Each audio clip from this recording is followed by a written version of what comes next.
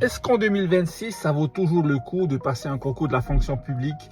Alors moi, j'ai plusieurs avis à ce sujet. La première, en période de crise, comme c'est le cas actuellement, et ça va aller en s'amplifiant, ça vaut le coup à cause de ce qu'on appelle la protection de l'emploi. La deuxième chose, ce qui est intéressant depuis quelques temps maintenant en Polynésie française, il y a cette mobilité entre les fonctions publiques. À l'époque, la fonction publique communale ne pouvait pas muter dans une autre fonction publique. Aujourd'hui, c'est possible.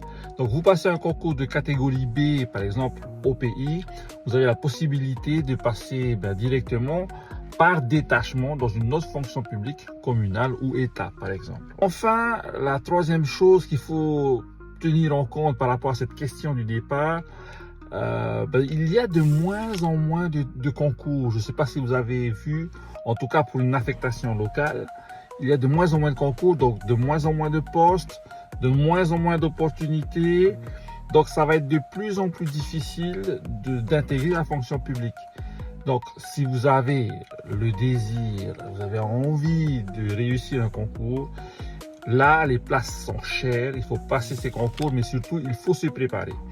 Donc voilà mon avis, ça vaut le coup, oui, mais sous certaines conditions. Et puis voilà, si vous voulez, laissez votre avis, vous, qu'est-ce que vous en pensez? Est-ce que ça vaut vraiment le coup de passer un concours en 2026?